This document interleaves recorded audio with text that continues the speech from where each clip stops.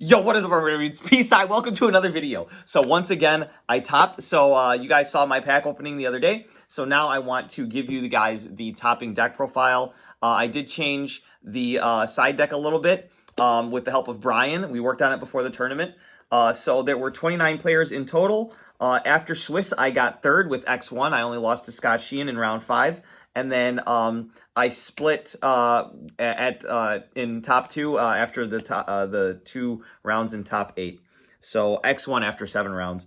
But my round 1 was against Emmanuel. I had a good matchup. He was on what deck was he on, Ryan? Trilyrolusk. He was on Trilyrolusk, and you know that deck just loses to itself sometimes. I had Lancia for him. He just couldn't play. I 2-0'd him with Drytron. And like he cannot out the what's it called? The Vanity's Ruler. I like how Brian, you're the best cameraman ever. You know my deck more than I do. Round 2, I faced Kevin Wu. He was on the Despia branded strategy, and I don't know if he was too familiar with the deck. I feel like he could have done more, but I'm not too familiar with that deck, so I don't 100% know. So I was able to clutch that out of him as well. Then I had to face Andrew. He was on the Fluanderies strategy. I hate that strategy so much, but luckily my side deck card that I talked about with Brian, TC Boo, came in clutch. It was able to slow him down enough for me to actually out his board. So I was really happy about that. Then round 4, I was really sweating because I was up against Faisal Khan. He was on his Adventure Dragon Link. He won the die roll. He went first. He made the full board, and I couldn't break through it. My last card I activated was Mystic Mine, and he had the Baron negate for that. So we go into game 2 after 10 minutes, and then I start comboing, and he didn't open up a hand trap. So he's like, show me Vanity's Ruler and I'll scoop. And I was like, okay. So I was like going through the motions, and I showed him the Vanity's Ruler, and he knew he could not out it. So he just scooped so that we could have enough time for game 3. Game 3, he goes through the whole thing again. And then he ends on Anti-Spell. But luckily he didn't have Heavenly Spheres. So he had his Borrowed Savage, the Baron de Fleur, a Striker Dragon just randomly there, the Anti-Spell face down, the Fairy Tale Snow in Graveyard, and the new Boral End Dragon, which can't be targeted or destroyed. So basically 2 hard negates and a Fairy Tale Snow. So he activates Anti-Spell in standby phase. I top deck Called by the Grave. I already have 2 Evenlies and a Terraforming in my hand with Gamma and Alpha. So I'm like, it's over. So I Called by the Grave trying to bait his Fairy Tale Snow. And he takes the bait. So he negates with his Savage. Then I go to battle phase. I evenly him the first time. He negates with Baron. And then I evenly the second time. He banishes everything except for the anti-spell. Because he really does not want me to be able to out his stuff. And he knows that I play Mystic Mine, so he needs to keep the anti-spell up. And he somehow knew I had Terraforming in my hand. Because I always draw cracked.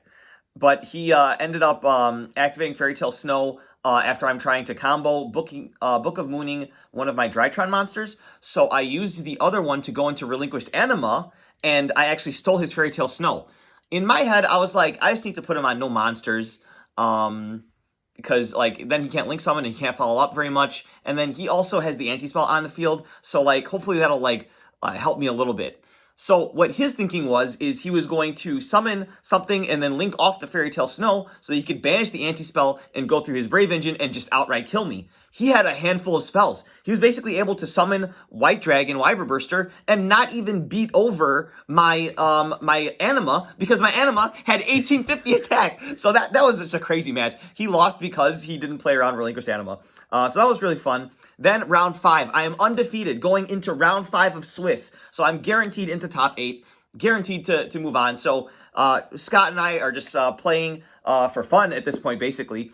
And in game 3, he just got it. I couldn't out the barrier statue. I didn't draw anything in time. So he won Swiss in round 5. So I get third after Swiss.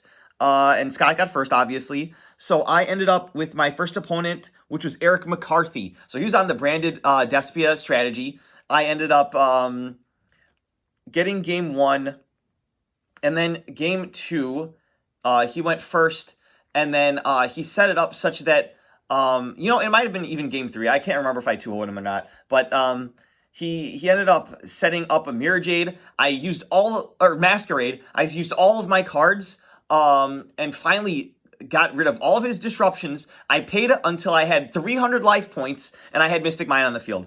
And he's like, how many cards do you have in your deck? And I was like, 27. Or 25. He's like, I have 27. And I was like, oh man, we're gonna do this. I'm gonna play. He's like, you can't activate any cards. He wanted me to scoop so badly, but I trusted in the heart of the cards. I was in top 8, baby. I am not going down that easy. So I drew until I had Lava Golem and Harpy's Feather Duster, and a bunch of names. So I draw for turn. And so at this point, he's just like putting his cards down. He's just like waiting for it to be over for me to just die, because he has 8,000 life points and I'm at 300. Oh God, Eric, I'm so sorry. So I Lava Golem him, and he's like, oh, that outs it. Then I Harpy's Feather Duster him, and he's like, oh, okay. And then I just full Drytron combo. I gain like 8,000 life points with Natasha's effects. I steal my Lava Golem back, and he's dead. So that was insane. So top 4, I'm up against Juan. So Juan Sanchez was on Sky Striker. So I'm like, damn, Sky Striker? We had a good game 1, and I believe I got that one.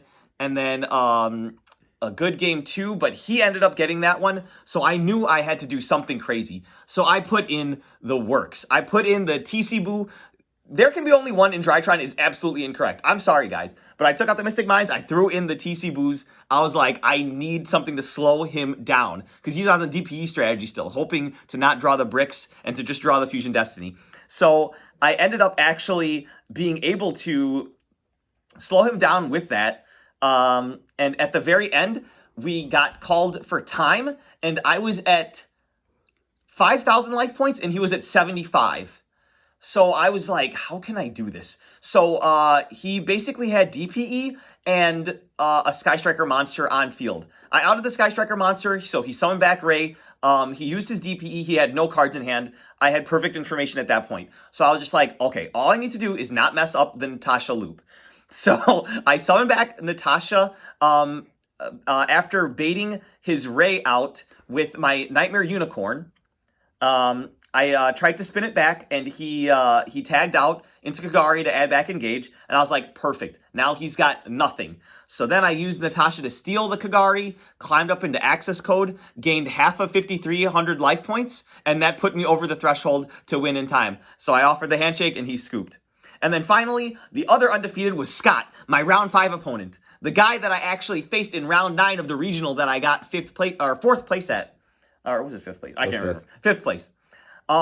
So I didn't want to play him. He didn't honestly want to play me. The difference between 1st place and 2nd place was 2 boxes. So if we split, we would each get 3 boxes and we would both go home happy. We decided to split. So that's how I tied for 1st place in this tournament. So that was insane. Such good, memorable matches. I love tournaments like that where it's just insane. So anyway, let me go through the deck profile really quick. In case you guys, shout outs to P-Sci and Team Bad Cards. In case you guys didn't see the other profile, I'm going to go through the whole deck. So 3 Alpha, 3 Zeta, 3 Gamma, 2 Delta, and 1 Beta. Beta comes up. I don't care if you don't think it's a real card, Emmanuel. It's real. You didn't top with it. Next, the Mecha Buster. I go over the combos and stuff. It just allows you to set up a spell and trap negate to protect your Vanity's Ruler. Your Natasha, double Ben 10. We cut Edithon. We're not playing Beatrice anymore. And then never cut this card. This card comes in clutch. It's a disruption. It can attack all special summoned monsters, and it can't be targeted by monster effects. Insane. Next, for some fairies, we got the 1 orange light now. It's part of your combo. You search it so that you can protect your Vanity's Ruler from stuff like Golden Lord and like, stuff like that.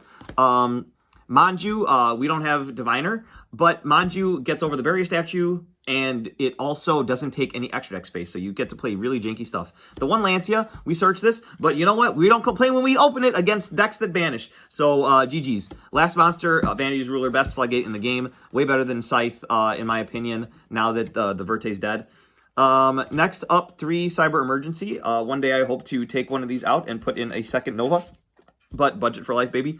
Next, 3 Preparation of Rites. Now that we're playing Gun, and we have 2 Ben 10, we're kind of revolving around our ritual monsters more. So I think it is correct now to play this. I was not playing this before, unless it was like the version before the last version where I was playing like the Vendreads and I was like dumping Imperial Order and stuff, but that deck is long dead. We are back on this. This is basically engage mid-game because we play an extra name in the main deck now. So usually in turn 2 and 3, we have an extra name, so we're able to activate it, add the name, and then add the ritual spell from grave, which feels like engage. It's basically a +1, which is really, really nice.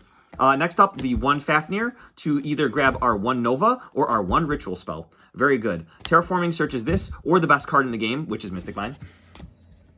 Instant Fusion. We have so much room in the extra deck. It puts a level 1 body on board. It can out a hand trap. So this actually forces a hand trap because I got drolled in tournament. So I chained to negate that. And then they Veilered it. So I got rid of 2 hand traps with 1 card, which is really nice. This can also target cards on the field. I was able to negate one of those big fusion guys that the branded Despia people are playing. Who cares? So really nice. Talents is clutch. Faisal Khan told me that this is incorrect in the main deck right now, but I'm like, nah, bro. If I'm going second, they're activating their monster effects. I either take or I draw or I rip their hand. Like, it's good. I don't think it's good going first, but going second, it's insane. And sometimes it does come up going first because your opponent does have hand traps sometimes. I don't play hand traps besides Lancia and Orange Light, and I'm only activating Lancia in standby phase. Or draw phase, rather. 1 Call by the Grave. This was glued to my hand. Gosh, I love this card so much. It's probably one of the most powerful cards in the deck still. Double Forbidden Chalice. This is probably where I would include at least 1 droplet, but Forbidden Chalice is still broken because you don't have to send anything, and you can just activate it whenever to negate their stuff. Like, a lot of the disruptions in this format are coming out when, like, just in the middle of the turn. Like, Branded in red. Like, this just makes the thing in the middle of the turn. It's a quick effect. So, like, they bring out their thingy, and then you just freaking negate it. So, it's like, whatever. So, I really like that. Best card in the game. Jesus Christ, Mystic Mine is so freaking good. And then, unlocking... Magic Key unlocking. So this is the searchable thing. This is the only brick in the deck. I love playing 40 with only 1 brick. Like, it's so cracked. Everything else you want to see in your hand. Even the Vanity's Ruler, honestly. Yeah, this also changes your opponent's attributes. So against my Sky Striker opponent, Juan, I activated this and I declared Fire. Usually I call Divine, but by declaring Fire, I made it so that he could not go into Kagari that turn, because the way the Sky Strikers read is that you have to use a non-fire Sky Striker monster to go into Kagari. So I wanted to make sure I had him on as least cards as possible. So by changing everything to fire, he had to go Hayate and then, like, whatever. So that's 40 in the main. No changes from last time. But now you guys have the list. Now that I've topped even better, I'm going to call this, like, first place deck profile or something like that. Because I split for first, guys. All right, Fusion's only 1 now. I miss DPE, but at the same time, having 2 less bricks is really, really nice. Really, really nice. So rare for me to brick now. Kiki Nagashi Fucho, this came up today, broken. 1 Mubeta Fafnir, I wish I had 2, but whatever. Downard and Zeus, these came up today too. Like, this extra deck is so cracked, and there's so much room. Anima came up today, as I told you, against Faisal Khan, and other players as well. I stole a Masquerade today as well. This is so good. Link Karibo is absolutely mandatory for the combo I showed you in the other video with the Topologic Trizbana to banish your opponent's Pendulum Scales or Eldritch cards during their turn. IP Masquerena, this card's insane. It can go into Unicorn. It can go into Underworld Goddess. It can go into Apollosa. It can go into Trizbana. It's so good. This didn't come up except to just give me an Earth attribute into the graveyard. So with the cutting of Artifact Dagda, I no longer have a light Link monster in my graveyard to banish off of my Axis Code Talker, as Brian has said, the best Link monster in the game. So by having an extra Earth that's generic, I can just throw 2 effect monsters together, throw it in the graveyard, and I get an extra pop, which actually came up today. Because I'm not running Dagda because it's no use to me anymore. The Nightmare package, these cards are just so insane. This deck poops out monsters, and then you just get to link up and into access code and just eat your opponent's board alive. This forces stuff. If I didn't have Unicorn to force his Sky Striker Ace Ray, I would not have been able to take it with Natasha and win in time. You just have to know how to play your opponent. Topologic Trizbana, like... no one's expecting this card because no one plays this card. And I just thought of it when I was building this deck. It's really good for just banishing spells and traps and winning in time. Because it burns. So crazy. Apollosa, Access Code Talker, the best card to target with Natasha to gain 2650 attack or life points. Insane. I never summoned this, but it's there. It helps you make your Access Code Talker 7,300. That'll never come up. And then finally, the side deck where the gold is. Brian and I worked on this a little bit together. So I ended up cutting one of the lava golems for other cards because, you know, 2 ofs are just fine because we have like a wide variety of stuff. So this comes in for anything that puts a monster on field that I don't like. So most decks. Dark Ruler No More. This comes in for most decks as well. Harpy Feather Duster. It destroys spells and traps. So you're putting this in against Despia and stuff. So like you Mystic Mine them and then you just you get rid of their board, you Feather Duster them, and then you just kill them with your Drytron cards. Double Twin Twister. It felt kind of sad to cut down some Twin Twisters, but a spicy card that's coming up later that performed very well during the tournament kind of makes up for that. Dimensional Barrier. Oh my god, Dimensional Barrier is insane, dude. You don't even need to combo anymore. Activate this, it's skip your opponent's turn. You do not care. You do not need to combo anymore if you draw this. Insane. Metaverse to activate Mystic Mine or the Drytron Fafnir spell. And then, dude, this card, Evenly Matched. Spell and Trap Negation is not really part of this format. A lot of the top tier decks do not end on Spell and Trap Negation except for the Dragon Link Adventurer.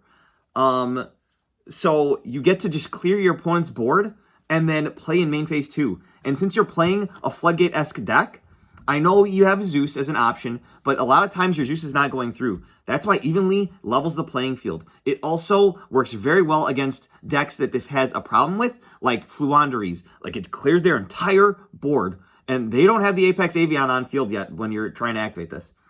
2, TC Boo. This is totally incorrect. It completely screws you, because you can only have 1 machine and 1 fairy on the field, but we play a wide variety of extra deck monsters to link off, so whatever. It ended up working out. We clutched it out. And then the 1 red reboot, which I actually used on an impermanence. It was actually really big brain, but it's like so big brain that I can't even describe it here. But anyway, that's my matchups. First place, baby. I am back with my freaking cases. Oh my god. But yeah, subscribe to the channel. I'll see you guys in the next one. Bye-bye.